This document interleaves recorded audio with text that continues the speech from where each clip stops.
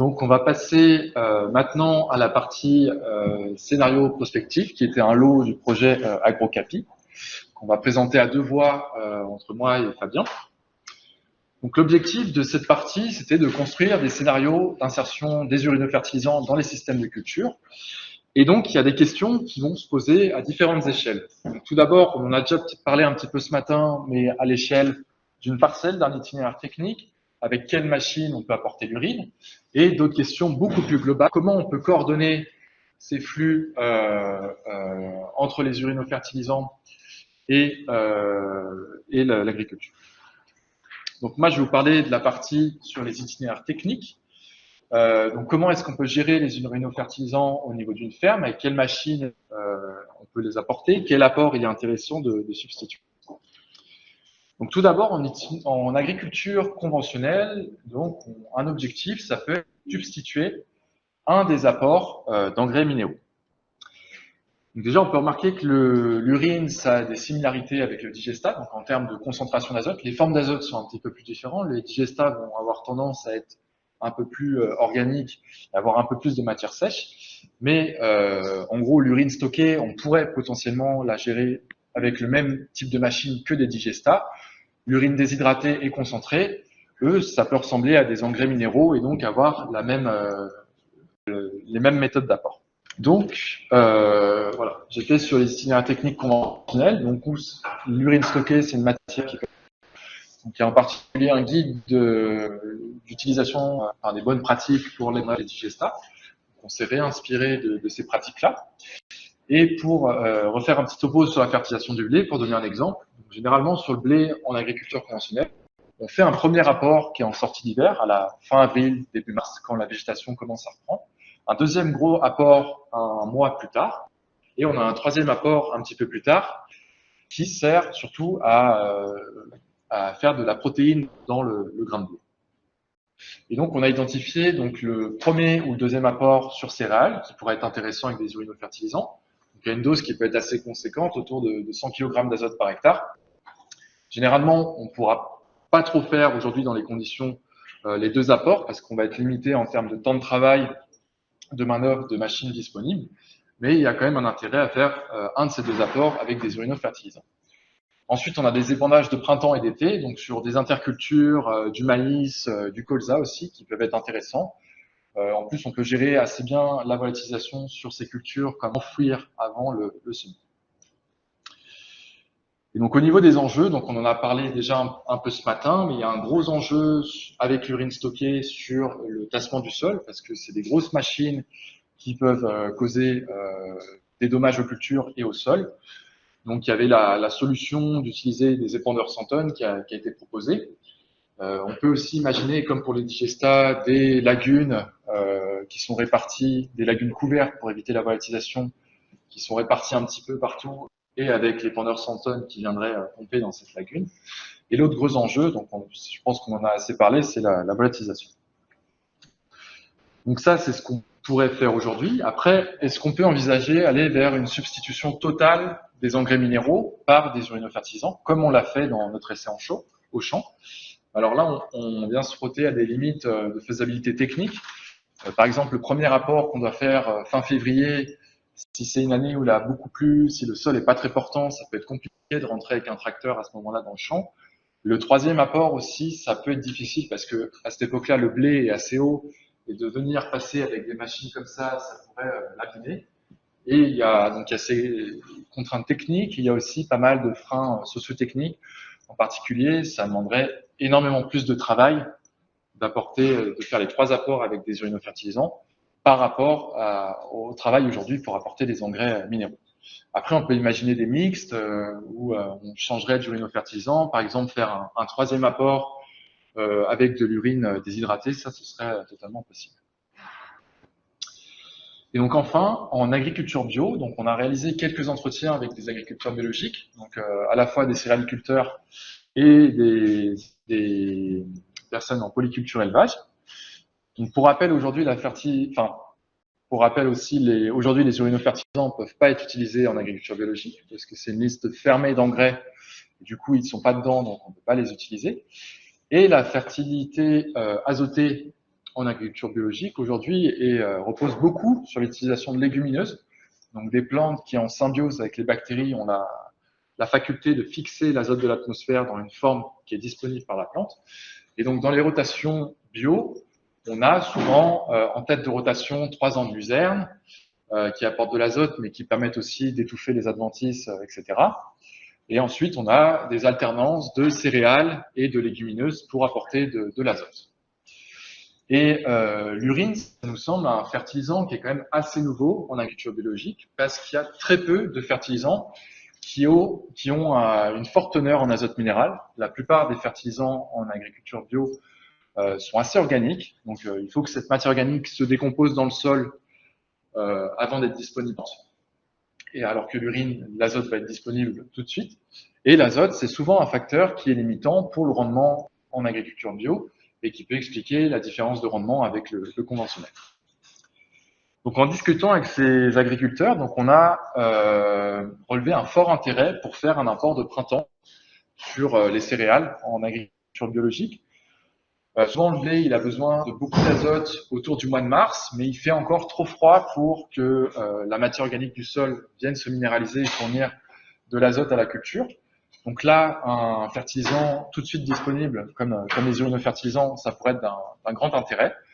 Ensuite, on peut utiliser imaginer insérer des urinofertilisants en les substituant à des engrais qui sont déjà utilisés comme aujourd'hui, comme les fientes de poule, et qui viennent souvent de loin.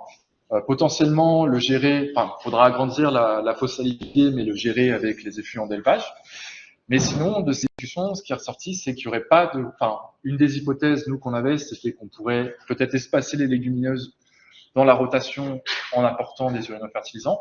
Mais les légumineuses, elles apportent aussi plein d'autres bénéfices, comme sur les adventices, etc. Et donc, du coup, il n'y aurait pas de gros changements, mais par contre, on pourrait apporter des urinofertilisants comme un coup de boost au printemps. Et donc, en ouverture, on a beaucoup sur les grandes cultures, donc qui est les cultures dominantes en région parisienne. Mais il y a aussi un intérêt dédié ça sur la culture. Le reste, c'est beaucoup de questions qui se posent parce que les machines utilisent très peu d'engrais liquides, c'est surtout du. Et finalement, il y a une approche à une limite à l'approche itinéraire parcelle. On peut imaginer mettre 36 tonnes d'urine par hectare, mais au final, quand on regarde un peu plus haut, c'est pas forcément faisable en termes de temps de travail, etc. Et donc, il y a besoin d'aller vers des scénarios qui prennent en compte des enjeux plus globaux que Fabien va vous présenter. Donc, après cette analyse à l'échelle, je dirais, davantage parcelle, on va essayer d'augmenter dans les échelles temporelles et spatiales pour comprendre comment est-ce qu'on peut imaginer la mise en place de systèmes circulaires. Alors, pour rappel, d'où partons-nous ici un résumé du système alimentation-expression que j'ai présenté ce matin, intense avec énormément de pertes et puis linéaire dans son fonctionnement. On voit qu'il y a 3 piliers à ces systèmes alimentation-expression qui sont les modes de production agricole, les réservoirs et la gestion des excrétas humains. Et donc finalement, c'est une modification conjointe de ces 3 piliers de nos systèmes alimentation-expression qu'il est pertinent de mener pour avoir des systèmes qui soient soutenables. En outre, en dehors des modifications purement agricoles dont on a beaucoup parlé, la mise en place de ces systèmes implique aussi fortement la ville, et donc ça implique des modifications au niveau urbain. On est donc sur une modification à la fois des espaces urbains, des espaces agricoles, et dans une situation globale de verrouillage sociotechnique fort, puisqu'il s'agit de faire évoluer largement aussi également les formes dans les territoires d'échange entre ces matières, entre les territoires agricoles et les territoires urbains. Et la question est donc comment est-ce qu'on peut imaginer se sortir de systèmes non soutenables actuellement et idéalement sans trop tarder, au vu des connaissances que nous partageons tous, de l'intérêt d'agir assez vite sur ces questions. Alors, à nouveau, on peut éclairer la prospective par des visions du passé. L'époque que Sabine Barle qualifie de mutualisme fécond, celle dont j'ai parlé de fin du 19e siècle, début du 20e siècle, où entre ville, industrie et agriculture, les échanges de matières fonctionnaient majoritairement en circulaire. On voit ici donc une photo de Paris qui date d'environ 1900, où on voit l'émission de l'agriculture aux portes de Paris. Et puis, d'ammonia pollué, le fait que était un produit extrêmement important d'engrais azotés. En l'occurrence, c'était sur les urines. Et en l'occurrence, c'était plutôt des procédés extractifs. On les a assez peu présentés aujourd'hui, des urinofertilisants conservatifs, mais donc c'était Paris exportait beaucoup de sulfate à l'époque sur urine. Alors, comment est-ce qu'on est arrivé à ce système depuis la période du mutualisme fécond? Si on regarde la courbe du recyclage de l'azote sur Paris depuis 1900 jusqu'aux années 2000, on voit qu'on a une croissance, une décroissance qui dure en fait 100 ans. Il y a quelques soubresauts que traduisent pas extrêmement bien la courbe, mais par exemple en 1939-1945, on a d'un seul coup un intérêt extrêmement fort, puisqu'en contexte de guerre, les pénuries en tous sens font qu'on se à ces matières, mais donc dans la période après la Seconde Guerre mondiale, on continue à descendre dans ce recyclage. Pour autant, si on regarde la courbe d'un peu plus loin, cette fois-ci en commençant en 1800, il y a aussi eu un certain boom de l'intérêt pour ces matières depuis le début du 19e siècle à la fin du 19e. Et donc ça peut aussi éclairer sur le fait qu'il y a des transitions qui peuvent se passer sur des échelles de temps relativement courtes en termes de changement de régime vis-à-vis de la gestion de ces systèmes alimentation excrétion. Alors, on a développé des scénarios prospectifs circulaires, dont un construit en particulier avec Sabine Barle, avec deux hypothèses principales. Le premier, c'est une mise en œuvre de séparation à la source sur tous les nouveaux bancs construits. Et donc on peut imaginer, alors avec des types de séparation à la source et de techniques qui sont mises en œuvre qui soient différents évidemment selon les contextes. On aura l'occasion de voir quelques exemples concrets tout à l'heure. On n'imagine pas pouvoir mettre en œuvre les mêmes techniques, et les mêmes dispositifs, les mêmes organisations entre l'hypercentre urbain et un milieu rural.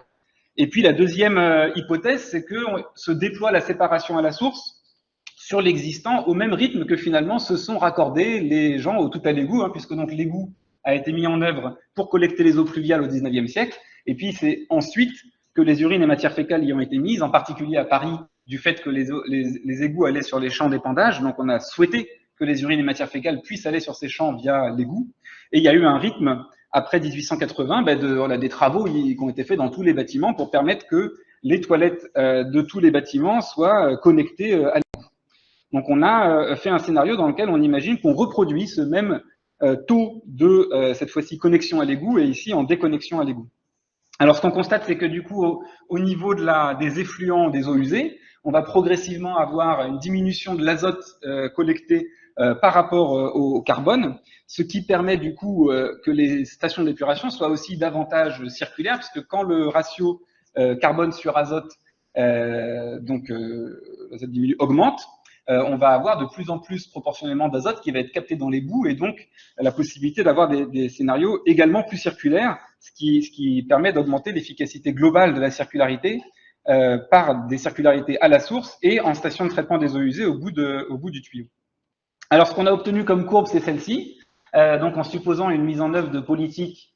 Alors c'était en 2018, donc ça veut dire qu'on est déjà dans ce scénario, on est déjà dans cette mise en œuvre volontariste. Depuis 2 ans, j'ai pas encore vu les arrêtés qui sont sortis, qui l'encadrent. Donc potentiellement vous décalez la courbe juste de 1 ou 2 ans, puisque à partir de ce colloque, évidemment, les arrêtés en question ne manqueront pas dans les 6 mois qui viennent. Mais voilà, donc en regardant la courbe de connexion au tout à l'égout et en la déployant aujourd'hui, on peut imaginer, donc sur des pas de temps de quelques décennies, des trajectoires transformatives importantes de ces scénarios. Alors, gestion circulaire de l'urine, c'est le point focal de ces graphiques qui présentent le taux de recyclage de l'urine, mais finalement dans quel cadre, puisque on voit bien que l'urine en tant que telle ne fait pas sens à être pensée seulement telle qu'elle, mais qu'elle s'inscrit dans un système d'alimentation-excrétion et même plus globalement dans un système politique, social, voire géopolitique, de société. Alors, je propose de décrire 3 groupes de scénarios contrastés qui ont déjà été développés et qui montrent en fait dans quel cadre on peut imaginer que demain, dans les travaux de prospective, se déploient des systèmes circulaires. Donc ces trois scénarios sont tous les trois à vocation d'utilisation des nutriments contenus dans l'urine, mais sont assez contrastés. Donc le premier groupe de scénarios, c'est les scénarios hors sol, abiotiques ou extraterrestres. Le deuxième, les scénarios ouverts et spécialisés. Enfin, le troisième, scénario autonome, reconnecté et demi-tarien. Alors, les groupes de scénarios hors sol, abiotiques, extraterrestres, je cite Berthelot en 1894, se nourrir en l'an 2000, donc il y a 100 ans. Comment on imaginait pouvoir se nourrir en l'an 2000? Dans ce temps-là, c'est-à-dire il y a 20 ans, il n'y aura plus dans le monde ni agriculture, ni pâtre, ni laboureur. Le problème de l'existence par la culture du sol aura été supprimé par la chimie. Alors, Berthelot est un tout petit peu de retard sur les publications, puisque donc, si on se passe totalement dans l'agriculture, finalement, c'est compliqué. On a des publications de Dinger et Platt en 2020 qui disent que finalement, avec du photovoltaïque et du CO2, on peut tout à fait avoir des usines qui fonctionnent avec une énergie verte et qui produisent par synthèse chimique des glucides, des lipides et des protéines. Et puis, on a un article, par exemple, de Matassa et al. Qui montre que finalement, on pourrait directement faire des protéines à partir des excréments humains pour faire des microbes ou des protéines, et puis derrière boucler la boucle de façon extrêmement courte en se passant de toute cette problème agricole, on va dire, pour le formuler dans l'esprit de ce scénario hors sol abiotique extraterrestre parce que finalement, il correspond aussi à un certain domaine d'application de la séparation à la source de l'urine, puisqu'il y a donc typiquement l'Agence spatiale européenne aujourd'hui sur Paris qui s'intéresse beaucoup à la question de la gestion de l'urine, puisqu'elle peut correspondre dans ces contextes extrêmement particuliers à la question de savoir comment gérer l'urine humaine. Deuxième groupe de scénarios, scénario ouvert et spécialisé. Alors, un scénario qui a été décrit dans un article de Gilles Billen et ses collègues en 2018, et qui est un scénario qui poursuit les tendances récentes, alors récentes quand même sur des temps relativement longs, les tendances, on dirait, depuis l'après-guerre de l'évolution agricole, c'est-à-dire une intensification des pratiques, une spécialisation entre production de céréales, production animale, et puis une exportation importante, une vocation exportatrice de la production. Substitution de partie de l'azote produit et qui évidemment diminue nettement l'impact. On a parlé beaucoup du ENZO là dans les émissions de gaz à effet de serre d'analyse de cycle de vie, mais évidemment si les engrais eux-mêmes n'ont plus l'impact de synthèse des engrais d'orge, on a une diminution de ce côté-là. Pour autant, dans ces scénarios, donc là je reprends celui qui a été décrit ici, quel est le bilan en termes d'amélioration pour les aquifères ou pour les émissions de gaz à effet de serre, puisque l'intensification des pratiques induit des circulations matérielles importantes et donc aussi, en l'occurrence ici, des flux d'azote vers les nappes ou bien des émissions de gaz à effet de serre qui sont importantes et ne permettent pas nécessairement de respecter les limites planétaires. Et enfin, le dernier groupe de scénarios autonomes, reconnectés et demi-tariens, je m'appuie en particulier sur un article qui a été publié l'an dernier dans One Earth. Il est basé assez fondamentalement sur le passage à un régime demi-tarien, c'est-à-dire une inversion des protéines d'origine animale et végétale en régime alimentaire, puisque donc on est aujourd'hui en France à peu près 2/3 de protéines d'origine animale, 1/3 de protéines d'origine végétale, et que finalement l'inversion de ces ratios, vu que la production de protéines animales est beaucoup plus impactante au niveau environnemental, l'inversion de ce ratio, 2/3 de protéines végétales pour 1/3 de protéines animales, a un impact extrêmement élevé sur la baisse de l'empreinte environnementale du système alimentation-excrétion dans son ensemble. Basé sur donc les légumineuses comme apport majoritaire de l'azote, avec les autres fonctions qu'a indiqué aussi Tristan tout à l'heure, et une reconnexion entre polyculture et élevage pour la gestion de la fertilité en particulier.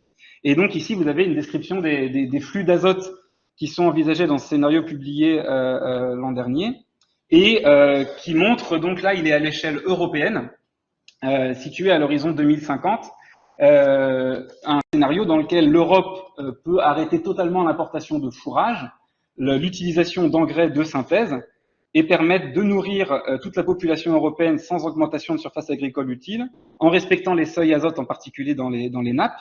Et évidemment, la contrepartie, c'est que l'exportation par l'Europe de produits alimentaires diminue. Ici, donc, elle reste exportatrice, mais à un niveau beaucoup plus faible que ce qu'elle est aujourd'hui. Voilà, alors ces 3 scénarios, ils ont pour vocation à être support de débat, hein, puisqu'ils montrent un certain nombre d'enjeux et ils ont vocation justement à exacerber des tendances qu'on peut imaginer pour savoir comment s'y projeter. Et évidemment, ben, la question ensuite, c'est comment est-ce qu'on s'approprie ces enjeux dans les différents territoires. Et justement, l'étude historique des trajectoires montre la grande diversité qu'il y a pu y avoir. Au début du 19e siècle à Paris, l'urine des Lillois, par exemple, des habitants de Lille, était vendue par les urbains. Hein. Donc, quand on était urbain, on était payé agriculteurs pour qu'ils viennent récupérer nos urines. Et puis, en même temps, à Paris, vous avez des urbains qui doivent payer pour qu'on aille vidanger leurs urines. Donc, les choses peuvent coexister. Finalement, chaque territoire met en œuvre des trajectoires avec la société qui l'accompagne assez variées. Dans les autres axes du programme Okapi, en particulier l'axe socio-Capi, nous avons beaucoup étudié les émergences au niveau urbain et ce qu'on constate, c'est qu'il n'y a pas de solution générique, mais surtout des inventions de filières à mettre en œuvre par les acteurs et un alignement des acteurs qui se construit dans la durée, puisqu'à chaque étape de découverte et d'invention de ces nouveaux systèmes, les différents acteurs doivent se réadapter les uns aux autres pour construire ces filets et permettre la possibilité de leur émergence. Avec, à mon sens aussi, une épreuve qu'on est potentiellement en train de vivre hein, et qui est qualifiée, repris par Étienne Dufour dans sa thèse en préparation, par la notion de saut périlleux, c'est-à-dire que il y a en ce moment une étape dans laquelle des matières qui étaient peu valorisées ou uniquement dans certains petits contextes. On peut penser à la Suède des années 90, hein, qui n'a jamais fait le saut périlleux, c'est-à-dire que les urines sont toujours valorisées dans certains écovillages, mais il n'y a pas eu de changement d'échelle. On est potentiellement aujourd'hui devant ce saut périlleux du changement d'échelle dans la diffusion, et avec tout un tas de voies qui sont assez largement ouvertes et une importance de l'appropriation collective du sujet. On essaye du coup de favoriser cette appropriation par ce colloque. Hein, donc vous avez tous eu les fiches utiliser l'urine humaine dans l'agriculture. Par ailleurs, dans le cadre du programme Okapi, nous venons juste de publier avec l'association Arceau Île-de-France un guide sur la séparation à la source de l'urine. Il est disponible en ligne sur le site internet d'Okapi et de l'association Arceau Île-de-France et qui vise à montrer des exemples et favoriser l'appropriation de ces différentes pratiques. Et du coup, ben voilà, on va pouvoir en discuter en session numéro 4 avec des cas pratiques d'acteurs, je dirais, opérationnels qui sont en train effectivement d'inventer et de construire ces différentes filières. Je vous remercie pour votre attention.